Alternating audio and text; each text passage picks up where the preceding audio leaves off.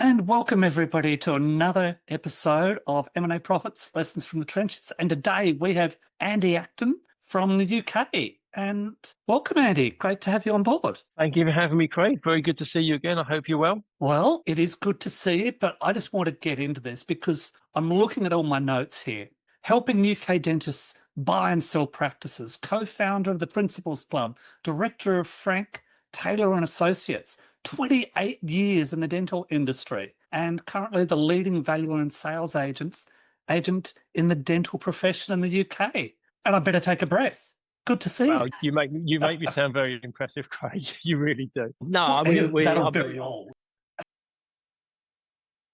very fortunate. I'm privileged to serve such a great profession. We have great clients. It's a really good market to work in. There's loads of innovation, loads of interesting entrepreneurial people. So yeah, I'm very, very fortunate to work in this market. Well, when you say innovation, entrepreneurial, I look through, I see Virgin Startup Mentor, a director and shareholder. You are quite the entrepreneur yourself, aren't you? I suppose I am, but it's kind of, I never think of it in that context. I always just, if I see an opportunity, I look to develop it for the benefit of my clients. And as a result of that, as a kind of an approach and strategy, I've just ended up creating, more businesses and doing more and different things. So I've never really thought of myself as an entrepreneur that goes out to just find things to do. They've always felt quite natural extensions of providing more business services to my clients, which are dentists. And I'm actually, I wouldn't say I'm risk averse, but I'm not a classic entrepreneur who like bets all on black. Bets everything on black. I'm not that sort of person. So from that point of view, I'm reasonably cautious in how I develop my group. But it's worked well for me so far. Well, not to be bragging at all there, Andy, but I noticed that you've got all these awards lined up along your windowsill there. So you must be doing something right there. I've got a great team. I think, you'd be the same as leaders in our business. Our job is to kind of set the tone, set the culture, get the philosophy right in that business. And if you do that well and you get people that form your tribe, and they do amazing things. And whenever we get, acknowledged in any way, it's all to do with the work that goes on behind the scenes on a day-by-day basis. And that's 100% down to the team doing all those little things exceptionally well. When you talk about tribe, a lot of people think the tribe are the people that are on my TikTok and the like. But your tribe, they're the people that are working with you, the people that are working for you, the people at home that are supporting you. I just said that I haven't had a good 2 days. And I apologized to my wife to come in here and do this podcast. And I said, sorry, beautiful, I'm leaving the dishes. I'm not sorting out the dishes. And she says to me, well, this will mean 3 days in a row that I've had to do them. I said, what? And it's because I haven't been well the last 2 days. She's been in there supporting me, taking up the slack because I wasn't at my peak and I didn't even notice. And that's what a tribe is about. They're the ones taking No, completely. Yeah. And I think you're right. I think anybody that mistakes social media connections as your tribe, they're not. You may know those people. You might meet some of those people physically. Most of those people, you don't really have a true relationship. You have a digital relationship. And I think social media channels are outstanding for marketing yourself as a personal brand and for services. But don't mistake that you've got a deep and meaningful relationship with most of those people. Like you say, it's the people that work in your team and your family and your home structure.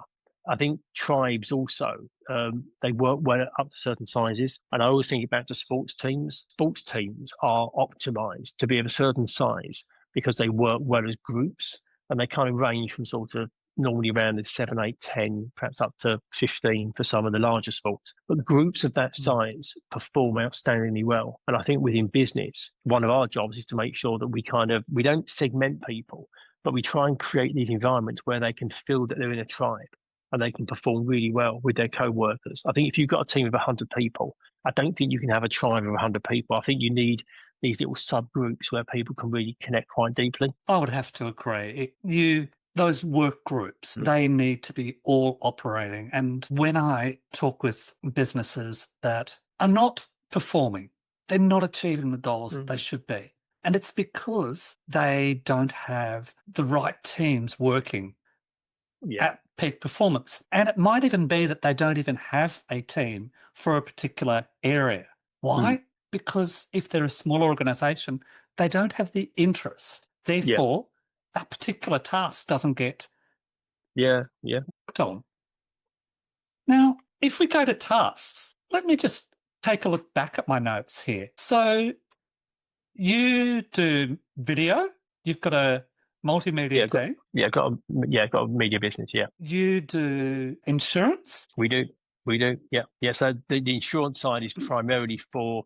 So we value and sell dental practices, and one of the key elements to somebody successfully buying a dental practice is the need to secure a bank loan. There's very, very few people who buy for cash. Some people will tell you they're going to buy for cash, but they're not. 99% of people need to secure a bank loan. And when you secure a bank loan, you also need to have either at the bank's requirement or just for personal peace of mind insurance.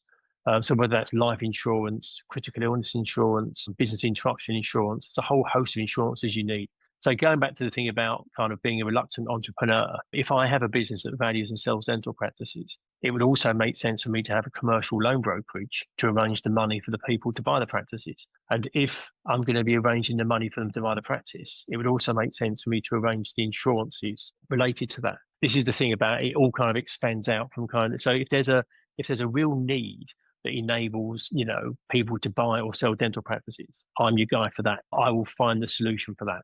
And that's kind of how my group's built out. And then the media part, we deliver videography and social media content for our clients. But it actually started as an internal project because as a business, we were well known as a business in our community, but we didn't really have any personal names and faces out there.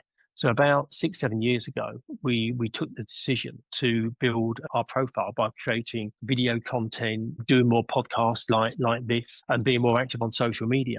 And as a result of that, obviously your personal profile and your personal brand rises, which then brings business into the business. So I think creating a personal brand is a hugely powerful thing for anybody who's in business, because if you go onto social media, you tend to find that it's a personal account that gets way more traction than a business account because people are interested in people. So when you approach me, the first thing I do is I jump on your LinkedIn profile and I dig into who you are, what you're about, what things you've done, because I'm interested in people. And I'm a fairly typical guy. The way I think is quite ordinary. So if I'm thinking like that, most other people will be. So my business services have kind of built out in that way. Okay. You're just throwing fishing lines at me all over the place here, waiting for me to bite. I can tell that. Okay, let's go back to this business stuff. No, I'm going to go back to you. You don't think like normal people. You say, oh, it makes sense that I should have insurance, that it makes sense that I should do all this. Normal people don't think like that, Andy. That's what makes you special, is that you do think like that. If we go back to I won't say the practices that you sell, I'll make it other people's practices that they're selling. Those businesses and the people running those businesses don't think like you. They think like, I've got a business and I've got an asset and I need to sell it. But they don't know how to treat the asset and grow the asset and develop the asset to make it valuable to sell it. They too much of themselves in the business to make the asset truly valuable. And I think, sadly, it's not their fault. My clients are all dentists, and they spend a minimum 5 years at dental school learning a scientific discipline, which is clinical dentistry, and they're outstanding at that. But if you spend from age 13, 14 in the UK choosing subjects to optimize your chance of getting into dental school, and then studying dentistry for 5 years, your focus is getting tighter and tighter and tighter. Whereas, as you'd know, to be an efficient and effective business person, we need to be good at lots of things, not excellent at one thing. Whereas dentists are outstanding at clinical dentistry, and they're not necessarily that well versed on the foundations and fundamentals of business. So they don't know how to optimize a business. And that's why the majority will buy an existing business so they can move in and kind of continue as it's been done. And I think we are moving into a new generation. I think we're seeing younger dentists coming through who are much more entrepreneurial and business minded and are keen to grow their businesses. But we still have a large cohort of dentists who they're just not in that space. And what that brings is that brings quite a lot of stress, because I believe that stress and pressure comes from being asked to do something we're not particularly well equipped to do. So if ever we think about a situation where we have to do something, we feel uncomfortable, we'll feel stressed or a bit anxious. And that's a dentist only running a dental practice. So what happens is that dripping tap of stress often builds over a 10 to 12-year period. And that then results in owner fatigue. And that's when they decide to sell because they're just fed up and they can't put their finger on one particular thing.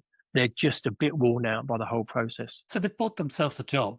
They haven't bought themselves a Yes. business. They've No, bought exactly themselves that. Exactly that. Yeah. a very well paying, very lucrative job, by the way, Oh, yeah. But a job nonetheless. but a job nonetheless. And that's what I meant by you before. You don't think normally. Now, what we want is we want more people to start thinking laterally like that, where they see these connections and they can do these bolt-ons. Now, Yeah.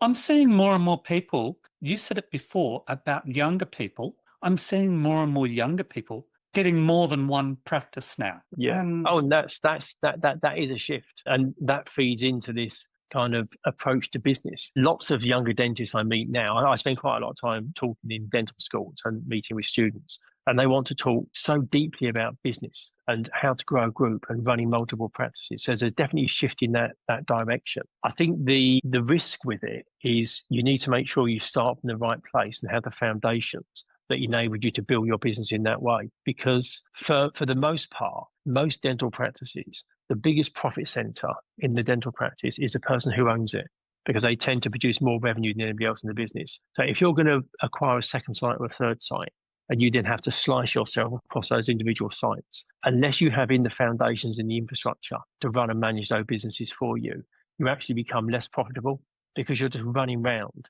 like a crazy person trying to service all these different sites and you don't have it. So I think the start point is really important. so we said before that they've bought themselves a job. What you're telling me there is they've bought themselves two jobs. Exactly. A part-time job on the side. Oh, that's just bad, isn't it? But I was chatting with someone recently and he's got one dental practice. He's not a dentist. He is qualified, just not in Australia. He's got one dentist practice. He's gone halvesies with someone else on another practice. And he's got a 3-day-a-week 9 to 5 job. So yes, definitely he needs a change of direction in his approach. He's got the right idea, just the wrong approach there. Yeah. Okay, now there was something else that I was looking at, your valuations, and how do you go about valuing a business, a dental practice? So the way we approach it in the UK is there's about 35 different measurements that we put into the pot to get to a valuation. The main ones that have the greatest weighting are the location of the practice. Whilst the UK is quite small, the regional variances are enormous. If you're familiar with the look of a UK map, down in the southwest corner, we have Devon and Cornwall. It kind of stretch right down into the western side and kind of the tip of Cornwall would be the closest point to the USA. That's very rural down there. There aren't any major cities. So it's a beautiful place to holiday, but it's not that desirable for people to buy practices. So that as a location would rank lower than, say, some of the major cities such as London, Birmingham, Liverpool, Manchester, Cardiff. So the location sets the upper and lower limit in terms of what that practice is going to be valued at.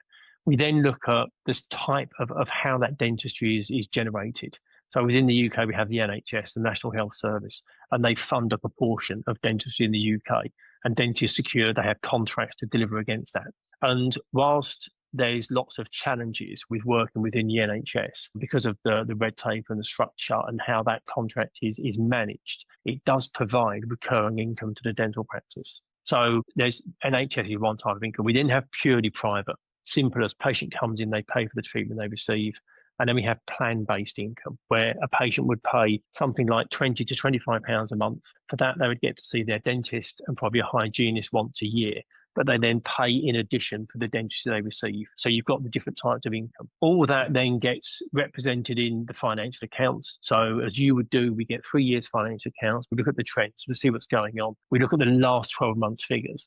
And from there, we're starting to build an analysis in terms of the true profitability in the business. We then work to an EBITDA situation, which I'm sure your audience will be very familiar with. But within UK dentistry, what we also have is many dental practices are run by the owner.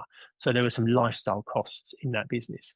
There might be some travel costs, motor costs. There could be other elements in there which don't particularly relate to the efficient running of a dental practice. So we add those items back as well. And what we're trying to do is we're trying to get to a state that says, if you as a dentist bought this business, this is what the underlying profitability, this is what the kind of the free cash flow looks like if you're going to take over that business. You're then going to have to make the adjustments yourself because you're going to have to load back into that your own loan costs. You might decide to run your car through the business, but that will be your choice. And so we have this underlying profitability, and then we apply a multiple to that. There's other factors that go in there, like stability of the team, how much the team are paid, what the core costs are, the type of dentist you deliver, if you're a general practice or a specialist practice. That's what I'm saying. There's kind of 30 odd elements that go into there. And once we've got that into the melting pot, we're very fortunate because this is what we focus on. We've got an amazing back catalogue of comparables. So we can go to our comparable database and we can look at other similar practices that we valued and sold and use those as a benchmark to then come up with a valuation. And that's kind of the process that we work through. Well, just for those in Melbourne, you've just totally ruined dentistry here for me because of the valuations. We've got a suburb called Collingwood here in Melbourne, and they're missing all their teeth. But the problem is there's no point putting dentists in there because they can't afford to get their teeth put back in. Little joke there for the insiders. Okay. So there's not a lot of difference really from what you do. The National NHS is a slight variant here in Australia, but the overall isn't changing greatly. You also mentioned car. Now, when people, they optimize their business, and I'm using the word business in quotes there, they optimize their business for tax purposes to minimize their income. And then they go to you and say, here, can you sell my business for me? Okay, there's a reaction. Your face says it all. There's a face, isn't there? Having your cake and eat it. And the reality is that owning and running a business brings a lot of stress, hassle, and liabilities, but it also brings some benefits. And one of those benefits is being able to legitimately put some costs through your business, for which, you also get a benefit. And I completely understand that. And as best as we can, we reflect those items when we value a practice, because ultimately the person who buys a business, they may choose to do that themselves. That they may not, but that option is there available for them if they want to. So when should people start to look at their finances before they go to sell? When should they start to clean up this not so tidy financial situation that they find themselves in? I love the saying that they say the best time to plant a tree was 10 years ago, and the second best time is today. And I think when it comes to selling your dental practice, the best time to start is 3 years ago or 3 years before you want to sell. Because if somebody talks to me or you in your location 3 years before they want to take some action, it gives us a chance to assess where they are now, make some strategic suggestions so they can implement those changes. Those changes flow through to the financials, and then we can value on an elevated figure. But you do need that 3-year window to make those changes. If somebody comes to me a year before they want to sell, because buyers are looking for stability and consistency, if you start changing a bunch of things in that year before you sell, it can look a bit chaotic.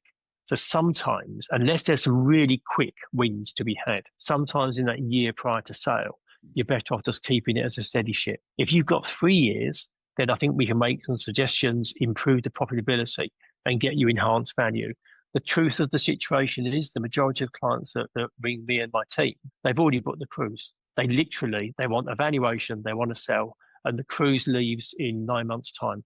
There's no backswing at all. And it's a shame, because if there was, and they gave me some more time, we could have a greater impact on their practice and their value. Absolutely. It's that preparation work. And people say to me, because I'm doing a dental roll-up, and I've said to them it's going to be a 3 to 4 year exercise. And they say, oh, why so long? Because the cruise cruise is next year. And it's that same reason, because you've got to, if you want to get the best numbers, you've got to do the work and do the preparation work. And it does take time. You need year 1, year 2, year 3 of your tax forms all submitted.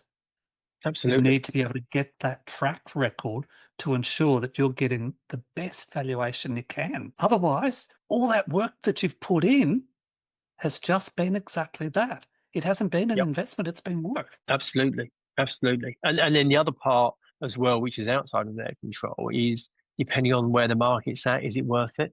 Because obviously values of a business can only do 3 things. They go up, they go down, they stay the same in terms of where the market's at.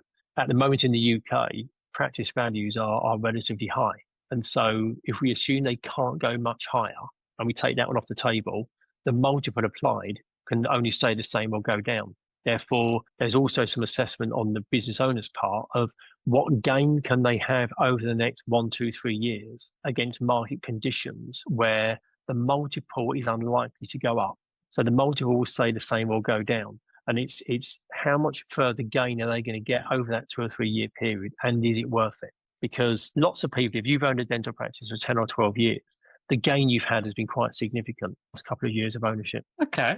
Help me out here. I'm going to try and plant a little bit of seed in your mind here.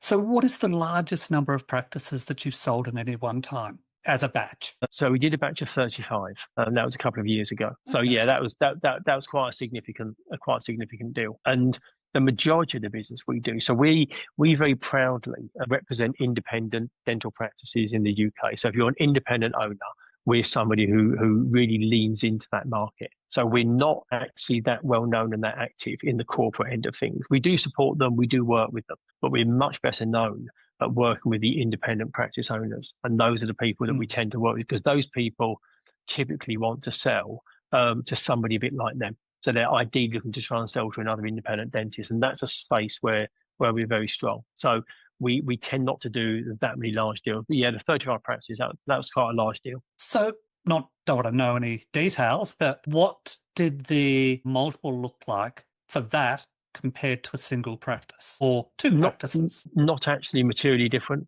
So there's two different ways of approaching evaluation in the UK. There's the owner-led model, which attracts a certain multiple, and then there's an associate-led model where you just don't have, where the owner doesn't work in the business.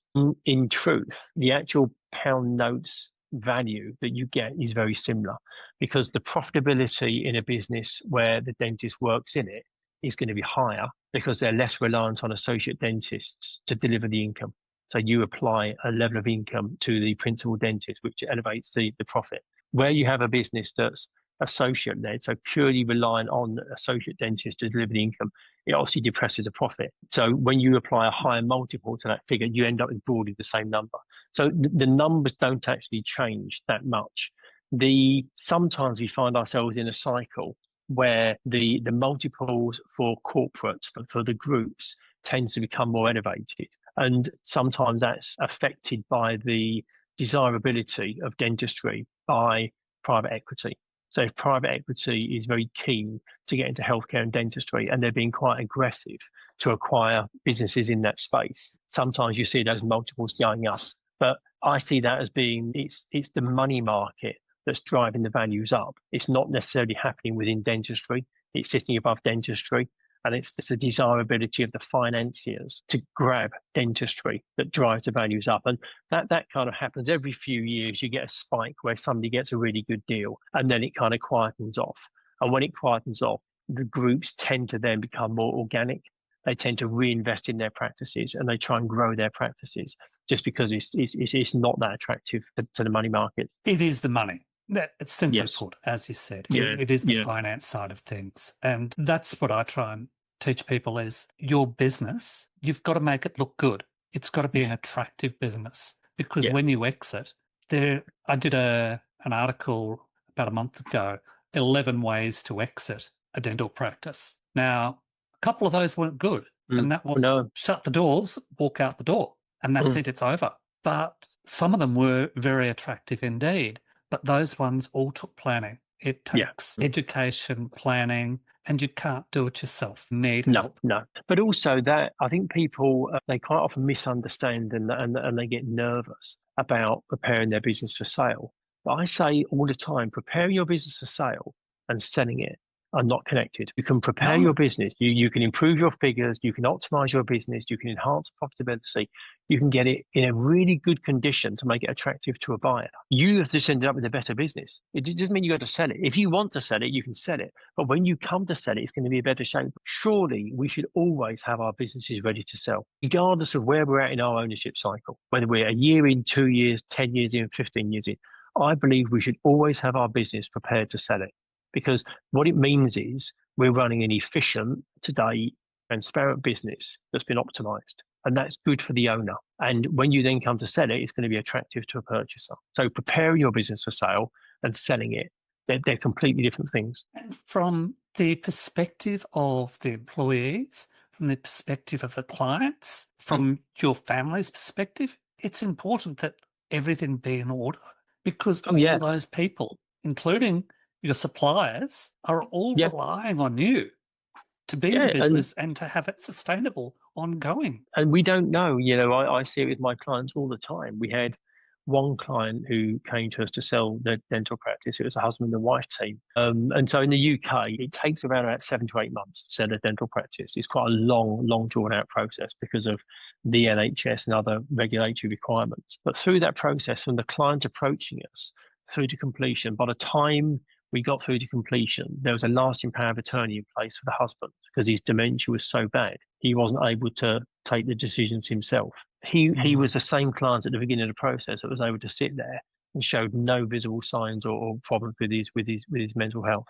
And through that process, his dementia had accelerated so rapidly, he wasn't able to make decisions for himself. That is a stark warning to anybody to make sure that your business is in good shape, but also you have documentation in place to make sure that people can look after you if you can't look after yourself. And look after your staff as well. Yeah. How Yeah. that person, how are the staff going to handle him? I'll say him, yes. Oh, yeah. Going through that process. So people say, but if you come in here and we start to ramp things up ready for sale and we start making changes, it's going to make my staff nervous. They'll go job hunting elsewhere.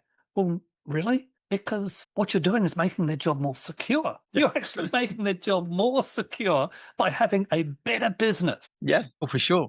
For sure. Yeah, it's very counterintuitive. And I think that's around the sensitivity of people and their vulnerabilities. And again, I think that goes back to leadership and culture. If you've got a great culture and you're very open in your leadership and you can have good quality conversations with your team, it can be managed. And sure, there's going to be sensitivity around selling and confidentiality, but there are ways of making sure that your team support you, support the patients. And if you do those things, you do those things well, you are most definitely going to be needed in that team going forward. So it all seems to come down to education and preparation, education of not of a technical perspective, but of a business perspective. People have to be, the practitioners need to be open-minded as to what they don't know, and that the business needs to operate as a business. And I think part of the problem is we don't know what we don't know.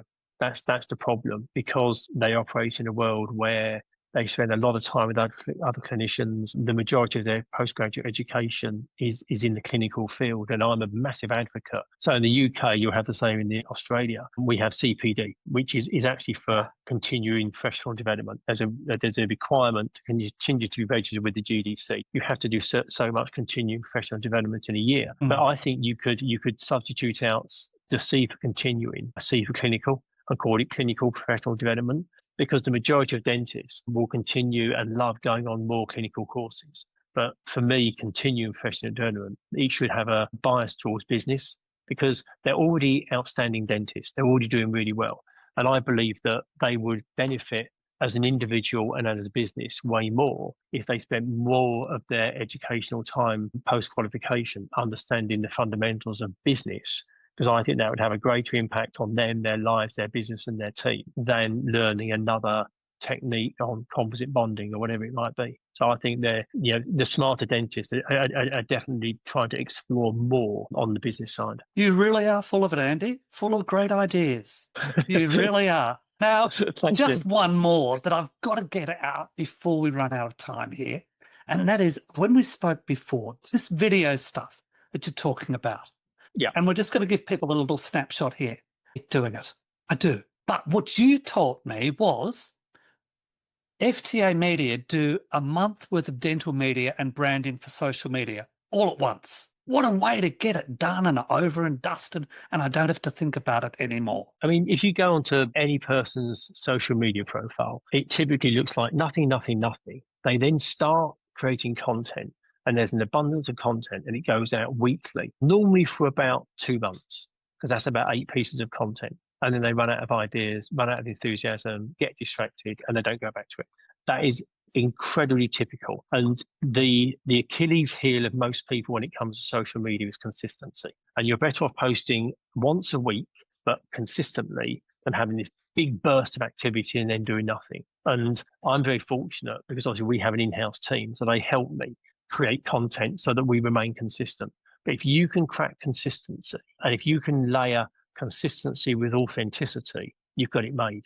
Because people, they want to see you. You know, I would sincerely hope that if we bump into one another at a conference, the guy you're seeing now is the guy that you'd meet at a conference. You know, I think it's really important that we don't try and pretend to be somebody else. It's hard enough being yourself. Don't try and be somebody else because they're already taken. And I think if you can try and be yourself on social media or on video, and you can do it consistently, and I think that's 80% of the job done. But to your point, I'm like you. I don't particularly enjoy it. I see the business value in doing it. I see there's massive business value in putting yourself out there. It feels uncomfortable. Over time, it gets less uncomfortable. But I think that even though we've all got our own little quirks and personality traits, we should embrace them. We're not trained presenters. Speak We're for not yourself. professionals, but we're not professionals. We're just doing our best. And I think in many ways that makes it quite endearing that we're just trying to communicate our message in the best way we can with the tools we've got. That's all we can do. Starting is the biggest step. The first step of putting content up and being bold and doing it, because you'll realize that actually it's okay. The world didn't collapse. It was just a short video. It was just a post. It was okay. And you never know, you might get a new patient or a new client as a result of it. Well, chase up Andy Acton from Frank Taylor and Associates and FTA Media and make it their problem, not yours, okay? Make it their problem. We'd love that. Thank you, Andy. I really appreciate your insights lovely talking today. to you. It's been fantastic. So we'll talk again soon. Lovely. Look after yourself, Craig. We're not seeing you. Keep well.